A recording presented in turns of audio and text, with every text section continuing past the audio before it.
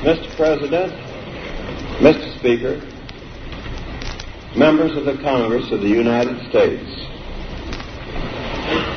the gravity of the situation which confronts the world today necessitates my appearance before a joint session of the Congress. The foreign policy and the national security of this country are involved. One aspect of the present situation, which I present to you at this time for your consideration and decision, concerns Greece and Turkey. The United States has received from the Greek government an urgent appeal for financial and economic assistance. Preliminary reports from the American Economic Mission now in Greece and reports from the American ambassador in Greece corroborate the statement of the Greek government that assistance is imperative if Greece is to survive as a free nation.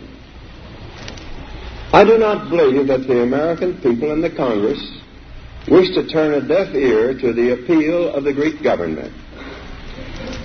Greece is not a rich country. Lack of sufficient natural resources has always forced the Greek people to work hard to make both ends meet. Since 1940, this industrious, peace-loving country has suffered invasion, 4 years of cruel enemy occupation, and bitter internal strife. When forces of liberation entered Greece, they found that the retreating Germans had destroyed virtually all the railways, roads, port facilities, communications, and merchant marine.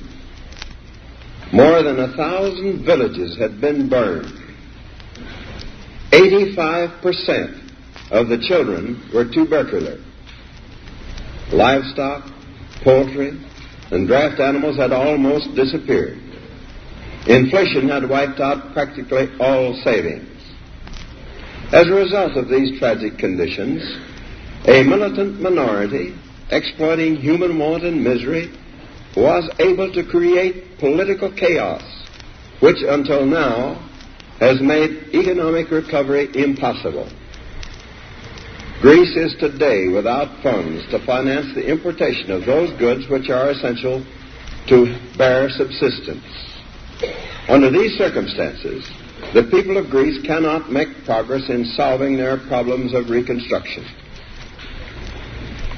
Greece is in desperate need of financial and economic assistance to enable it to resume purchases of food, clothing, fuel, and seeds. These are indispensable for the subsistence of its people and are obtainable only from abroad. Greece must have help to import the goods necessary to restore internal order and security, so essential for economic and political recovery. The Greek government has also asked for the assistance of experienced American administrators, economists, and technicians to ensure that the financial and other aid given to Greece shall be used effectively in creating a stable and self-sustaining economy and in improving its public administration. The very existence of the Greek state is today threatened by the terrorist activities of several thousand armed men led by communists who defy the government's authority at a number of points, particularly along the northern boundaries. A commission appointed by the United Nations Security Council is at present investigating disturbed conditions in northern Greece and alleged border violations along the frontiers between Greece on the one hand and Albania, Bulgaria, and Yugoslavia on the other. Meanwhile, the Greek government is unable to cope with the situation. The Greek army is small and poorly equipped. It needs supplies and equipment if it is to restore authority to the government throughout Greek territory. Greece must have assistance if it is to become a self-supporting and self-respecting democracy. The United States must supply this assistance. We have already extended to Greece certain types of relief and economic aid, but these are inadequate. There is no other country to which democratic Greece can turn. No other nation is willing and able to provide the necessary support for a democratic Greek government. The British government, which has been helping Greece, can give no further financial or economic aid after March 31st. Great Britain finds itself under the necessity of reducing or liquidating its commitments in several parts of the world, including Greece. We have considered how the United Nations might assist in this crisis, but the situation is an urgent one, requiring immediate action. And the United Nations and its related organizations are not in a position to extend help of the kind that is required. It is important to note that the Greek government has asked for our aid in utilizing effectively the financial and other assistance we may give to Greece, and in improving its public administration. It is of the utmost importance that we supervise the use of any funds made available to Greece in such a manner that each dollar spent will count toward making Greece self-supporting and will help to build an economy in which a healthy democracy can flourish. No government is perfect. One of the chief virtues of a democracy, however, is that its defects are always visible, and under democratic processes can be pointed out and corrected. The government of Greece is not perfect. Nevertheless, it represents 85% of the members of the Greek Parliament who were chosen in an election last year. Foreign observers, including 692 Americans, considered this election to be a fair expression of the views of the Greek people. The Greek government has been operating in an atmosphere of chaos and extremism. It has made mistakes. The extension of aid by this country does not mean that the United States condones everything that the Greek government has done or will do. We have condemned in the past, and we condemn now, extremist measures of the right or the left. We have in the past advised tolerance, and we advise tolerance now. Greece's neighbor, Turkey, also deserves our attention. The future of Turkey as an independent and economically sound state is clearly no less important to the freedom-loving peoples of the world than the future of Greece. The circumstances in which Turkey finds itself today are considerably different from those of Greece. Turkey has been spared the disasters that have beset Greece, and during the war, the United States and Great Britain furnished Turkey with material aid. Nevertheless, Turkey now needs our support. Since the war, Turkey has sought additional financial assistance from Great Britain and the United States for the purpose of effecting that modernization necessary for the maintenance of its national integrity. That integrity is essential to the preservation of order in the Middle East. The British government has informed us that, owing to its own difficulties, it can no longer extend financial or economic aid to Turkey. As in the case of Greece, if Turkey is to have the assistance it needs, the United States must supply it. We are the only country able to provide that help.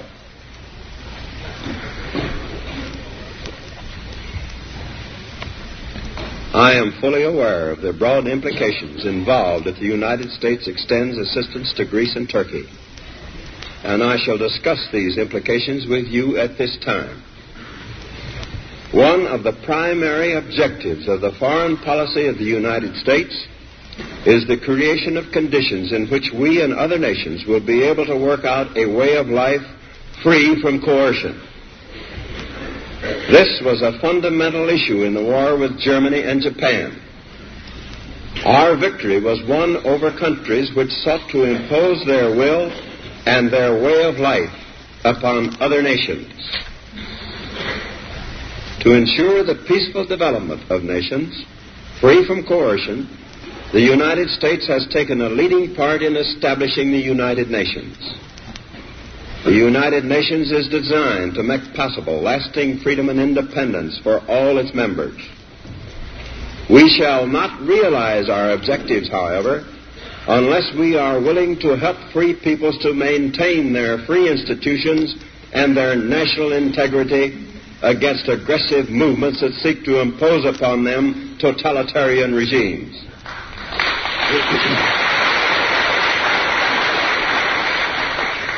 This is no more than a frank recognition that totalitarian regimes imposed upon free peoples by direct or indirect aggression undermine the foundations of international peace and hence the security of the United States. The peoples of a number of countries of the world have recently had totalitarian regimes forced upon them against their will.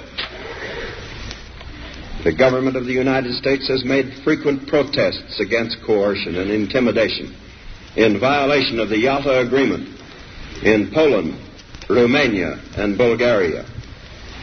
I must also state that in a number of other countries there have been similar developments. At the present moment, in world history, nearly every nation must choose between alternative ways of life. The choice is too often not a free one.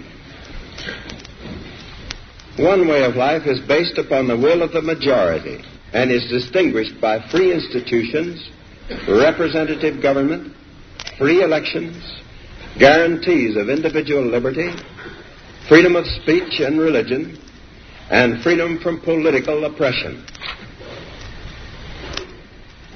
The second way of life is based upon the will of a minority, forcibly imposed upon the majority.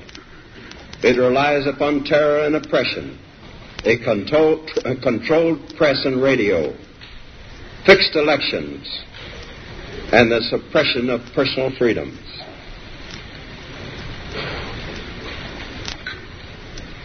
I believe that it must be the policy of the United States to support free peoples who are resisting attempted subjugation by armed minorities or by outside pressures.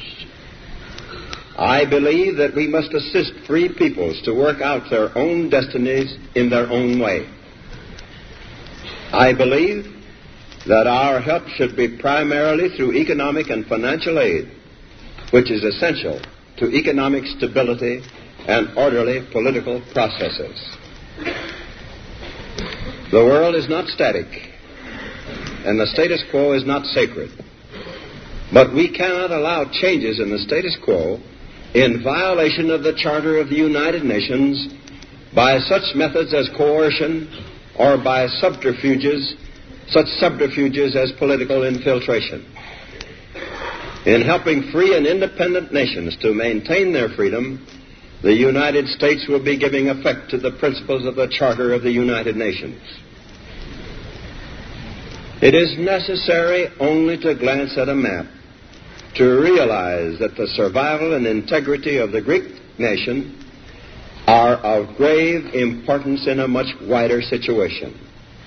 If Greece should fall under the control of an armed minority, the effect upon its neighbor Turkey would be immediate and serious. Confusion and disorder might well spread throughout the entire Middle East.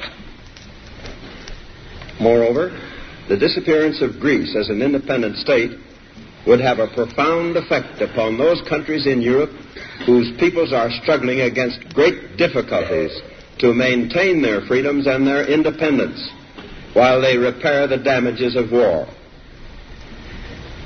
It would be an unspeakable tragedy if these countries, which have struggled so long against overwhelming odds, should lose that victory for which they sacrificed so much. Collapse of free institutions and loss of independence would be disastrous not only for them, but for the world. Discouragement, and possibly failure would quickly be the lot of neighboring peoples striving to maintain their freedom and independence. Should we fail to aid Greece and Turkey in this fateful hour, the effect will be far-reaching to the west as well as to the east. We must take immediate and resolute action. I therefore ask the Congress to provide authority for assistance to Greece and Turkey in the amount of $400 million for the period ending June 30th, 1948. In requesting these funds, I have taken into consideration the maximum amount of relief assistance which would be furnished to Greece out of the $350 million which I recently requested that the Congress authorize for the prevention of starvation and suffering in countries devastated by the war.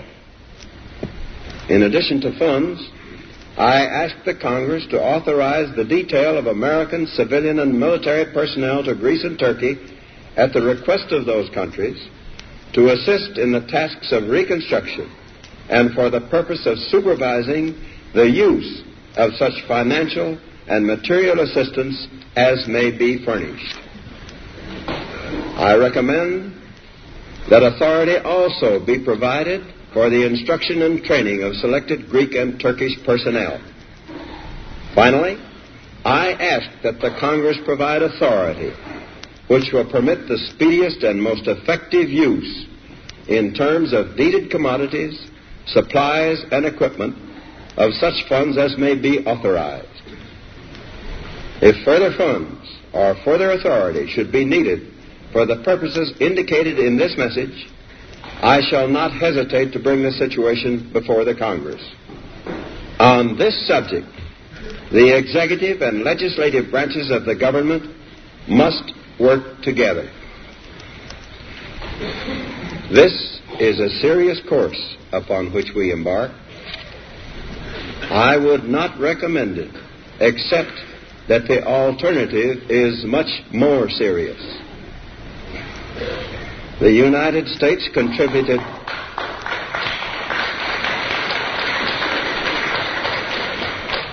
United States contributed $341 billion toward winning World War II. This is an investment in world freedom and world peace. The assistance that I'm recommending for Greece and Turkey amounts to a little more than 0.1% of this investment. It is only common sense that we should safeguard this investment and make sure that it was not in vain. The seeds of totalitarian regimes are nurtured by misery and want. They spread and grow in the evil soil of poverty and strife. They reach their full growth when the hope of a people for a better life has died. We must keep that hope alive. The free peoples of the world look to us for support in maintaining their freedoms. If we falter in our leadership, we may endanger the peace of the world, and we shall surely endanger the welfare of this nation. Great responsibilities have been placed upon us by the swift movement of events. I am confident that the Congress will face these responsibilities squarely.